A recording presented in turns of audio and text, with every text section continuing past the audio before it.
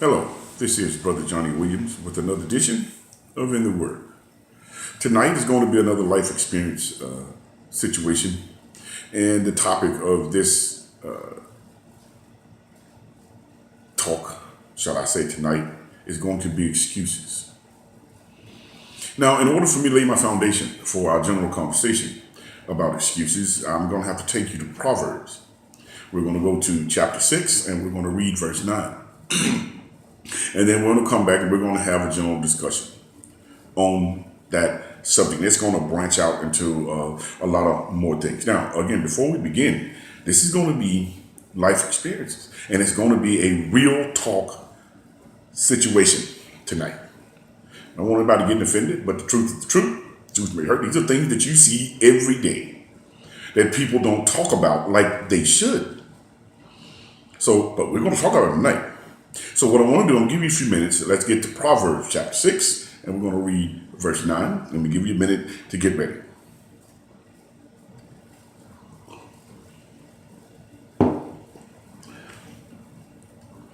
Okay, we're going to be in Proverbs. We're in chapter 6, and we're going to read verse 9. How long wilt thou sleep, O sluggard? When wilt thou arise out of thy sleep? That's a simple verse. Let me lay my foundation here. Sluggard. What is a sluggard? And what would that have to do with excuses?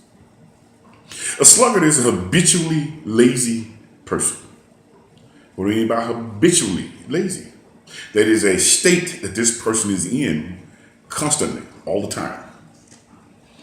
A lazy person doesn't have any, let me use the word, any get up and go about them. They don't have any thoughts about their well-being, anybody else's well-being. It's just my opinion. God is not with them. Because if God was with them, he or she would know that that is not a state that you're supposed to be in. You are a human being. If you're able-bodied, you can perform the task that you are supposed to perform each and every day in order to be an effective, contributing member to society.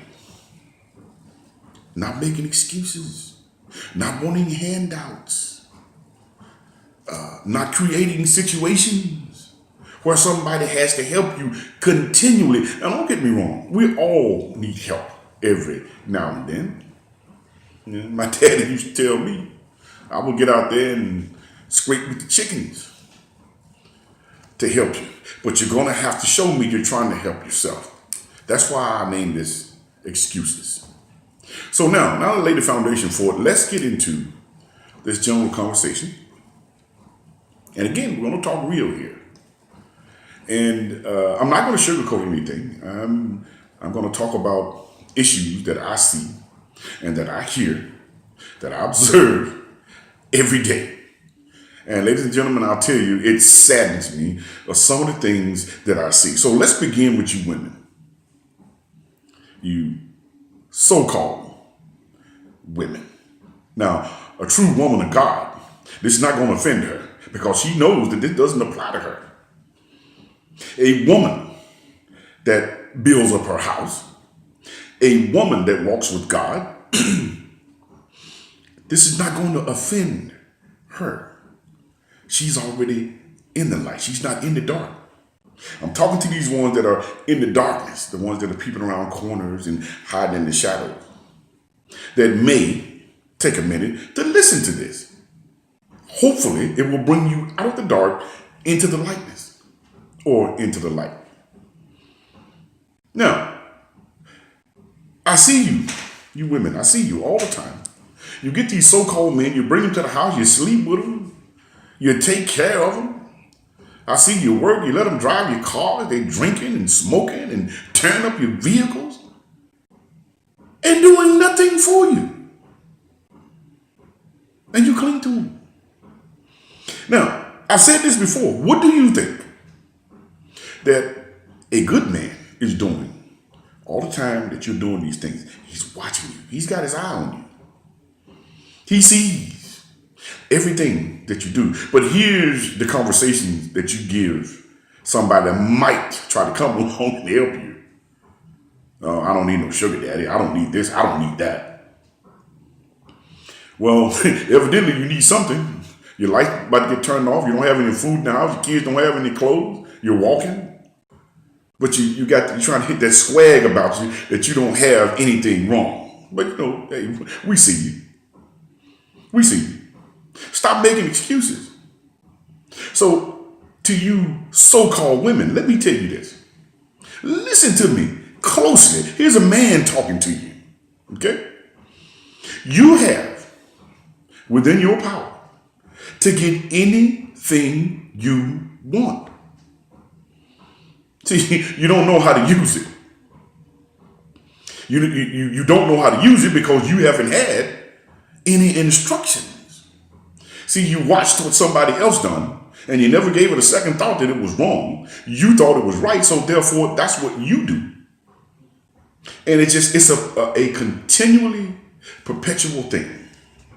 You just perpetuate foolishness, sluggardness. And not only you, but you have these children and you teach them the same thing. But again, the minute you have trouble, you go to making excuses and you want to come running to people. Get this, you want to come running to people with stability. Probably like your grandmother, your grandfather, or your mother, or, God bless one of your brothers or sisters that's out there working hard, earning the stuff that they need each and every day, walking with God, praying hard every day. You come running to them. Well, I tell you, I'm one of the ones that I'm going to tell you right off the bat. I'm going to tell you what your problem is. See, I always use that term, tough love. How can you ever change if I don't tell you? Or if I'm afraid to hurt your feelings? I'm not afraid to hurt your feelings. People weren't afraid to hurt mine. I listened. Therefore, I got out of that sluggardness. But to some people, it's a way of life. Now, I just mentioned that when they have a problem, they run to these people with stability.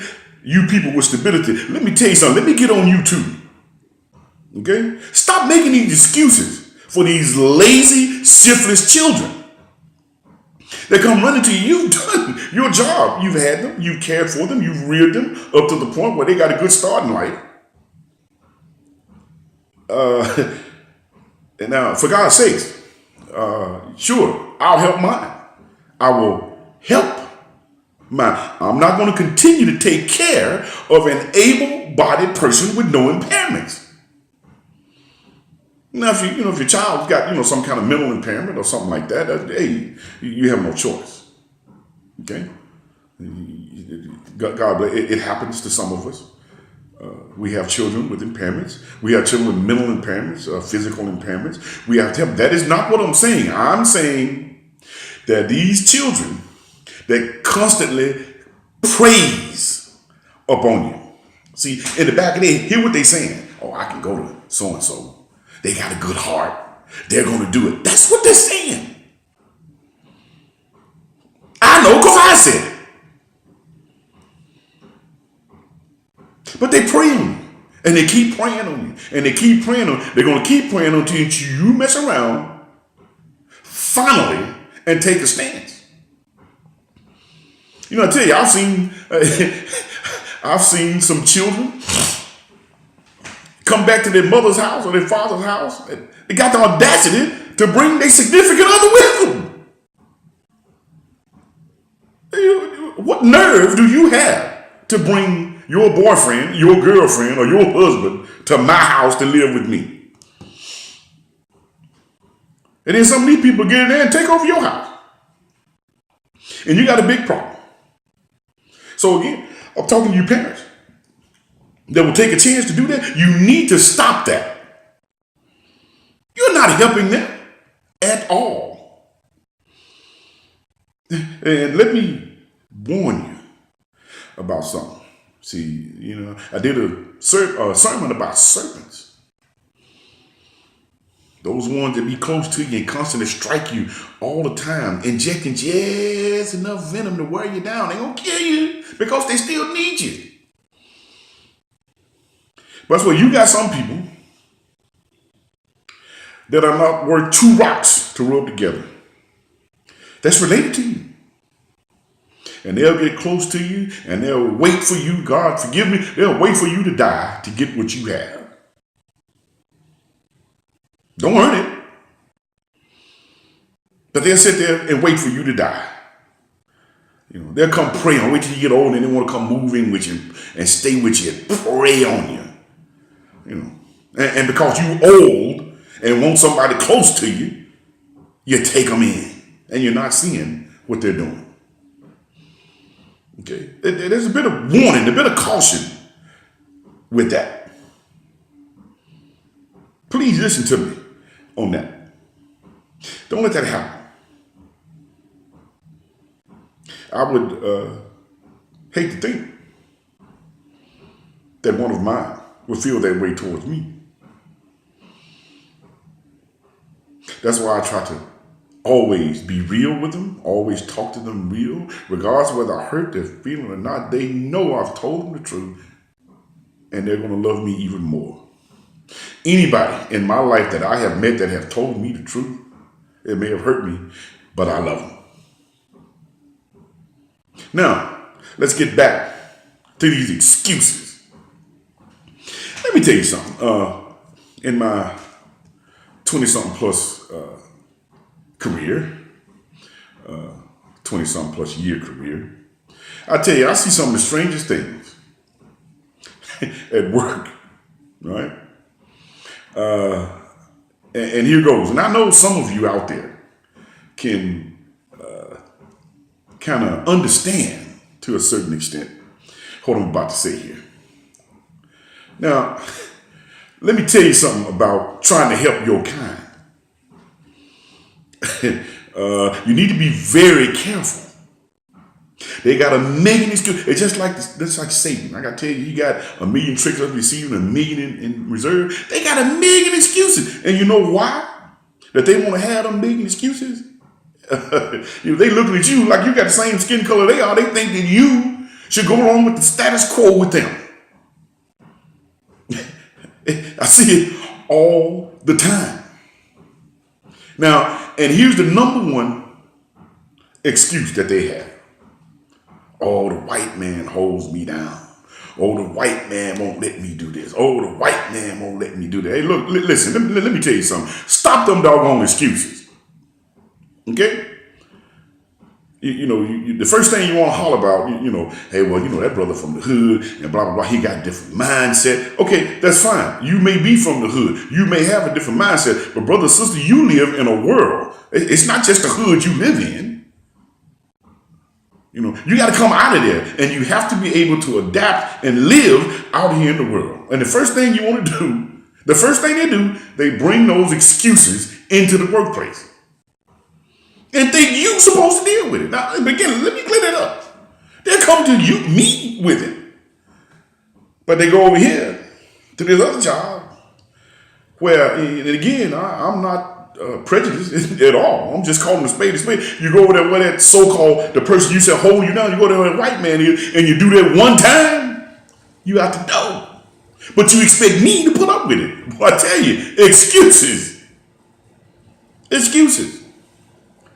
You want to bring your husband to work. You want to bring your boyfriend to work. I've even had want to bring babies to work. You want to bring your baby into your place of business where you work? Let me tell you something I've learned over the years. Okay.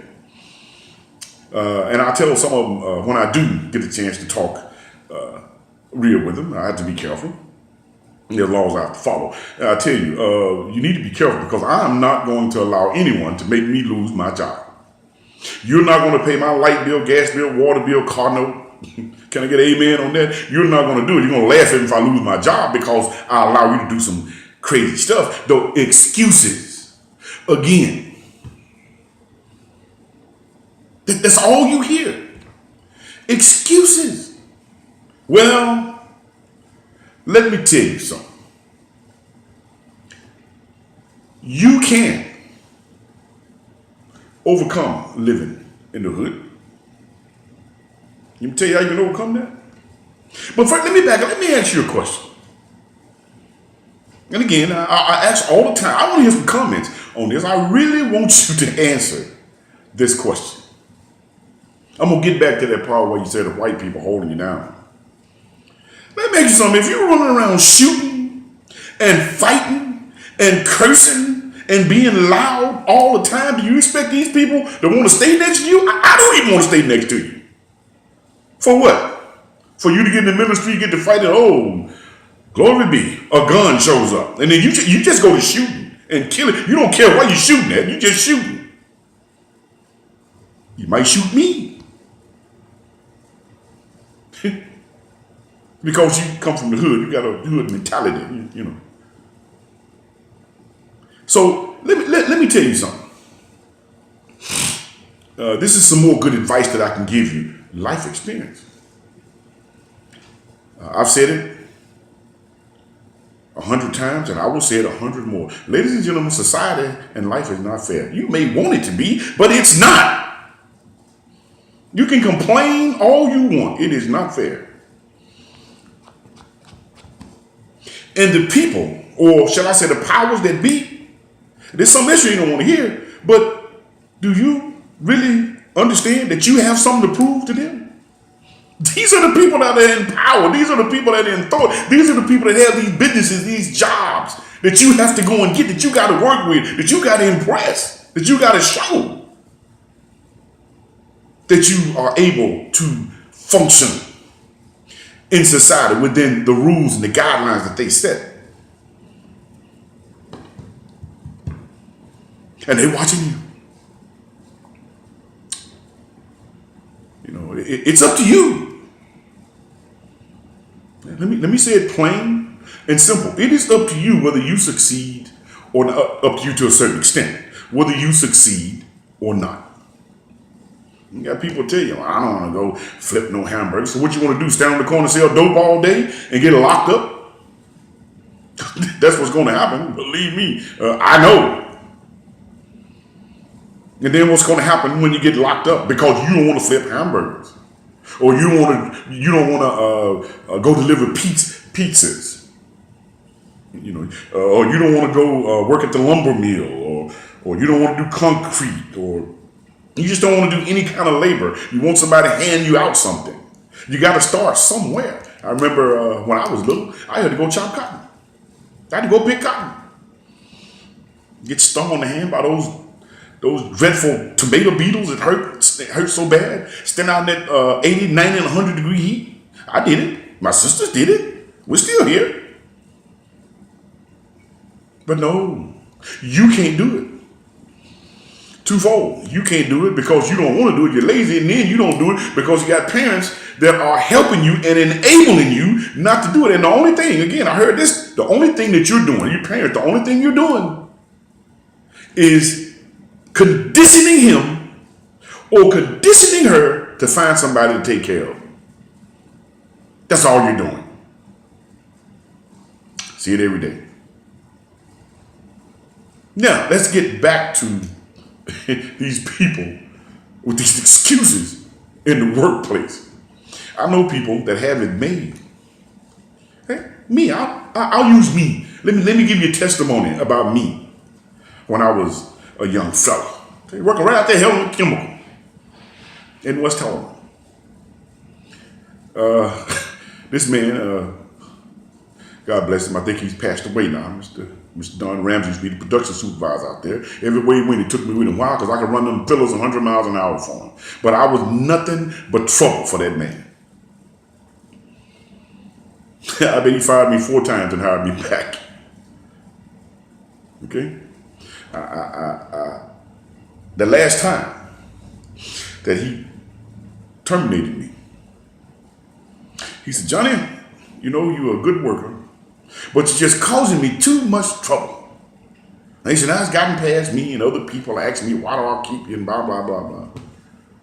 I'm going to have to let you go. I can't call you back no more.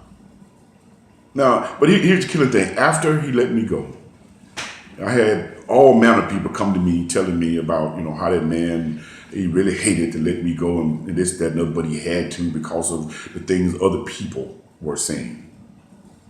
So what I want you to grasp from that is not only do just the people that you're in contact with notice you, notice your works, they spread that abroad. And people get form an opinion about you that you never even met. You may run into that person down the line somewhere, maybe 2, 3, 10, 15, 20 years down the line, and they've got an opinion formed about you already.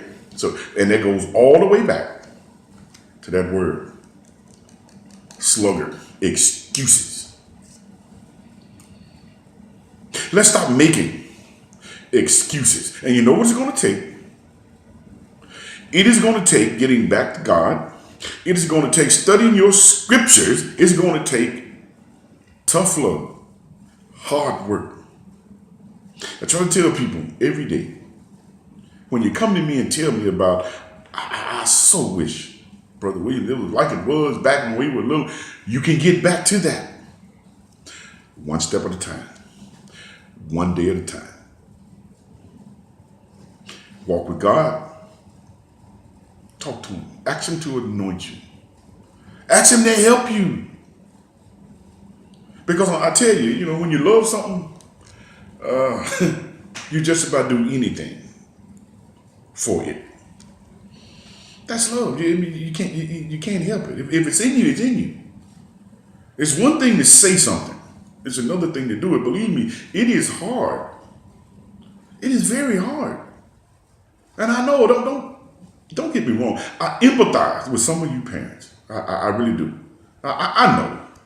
You don't want to see your child out there in the streets doing these things. You don't want to see him without. You don't want to see him hurt. Okay? So I get sorry for a minute. But then again, flip it over. I got to get back hard with you. You're not helping them. Talk to them. Let them know, hey, I understand my daughter. I've always said my daughter will always have a place to stay at home with me. My daughter, not my boys. You got to get out of here. Go make you a home somewhere. You're supposed to be a man. I raised you to be one. You're going to be one. But my daughter, we taught her how to be a lady.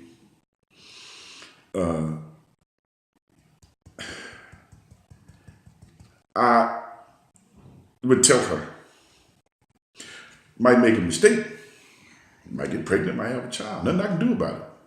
And I'm going to help you with that child. But believe me, listen closely. You are not going to be out there trying to get another one while I am at home, me and your mother at home, bumping this one. Ain't going to work, baby. I'm strong enough to do that. You have to be strong enough to do that. Your boys, hey, you need to be getting out there. Hey, you need to be over there at McDonald's, or you need to be at Jack in the Box, Sonic, or somewhere. You need to be doing something, to help yourself. You're not going to get the notion up here and keep it up here that I'm going to continually take care of you. Hey, I done got you up to where you can take care of yourself. Get out there and do it. So parents, don't make excuses. We got enough excuses coming from the young people. You need to stop making excuses. Start doing what you're supposed to do. Start doing what you swore to God that you were going to do. Because he sees you. I don't care how much you pray and try to put on and project. If you're not doing what you're supposed to do, you are not obtaining favor in the eyesight of God. I can't make it no plainer than that. Now, before I close, there is a friend of mine is on my mind. I need to say a prayer for this friend of mine I've known for years. I will not call my friend's name, but I'll say a prayer for him because, again, it may pertain to other followers, anybody else that may be listening. And again, when I say this prayer, listen, because again, it may pertain to you. Maybe some trouble in your family, maybe some trouble in your relationship. And you talk to God about talk to one another. I just did about marriage just the other day. Talk to one another, communicate and talk to God about it. Father, I would like you, I humbly ask you to descend upon my friend, descend upon all your people. Let your love surround them and cover them like a blanket. Let them know, let them feel your presence. Let them know that they can talk to you. Let them know that you will guide them and give them good advice in any situation. These things I humbly pray to you. Amen. In closing, we're getting better all the time. We're getting better all the time. We aren't what we ought to be, but we're better than we used to be. You know why? Because we have a made up mind. Thank you, and God bless you.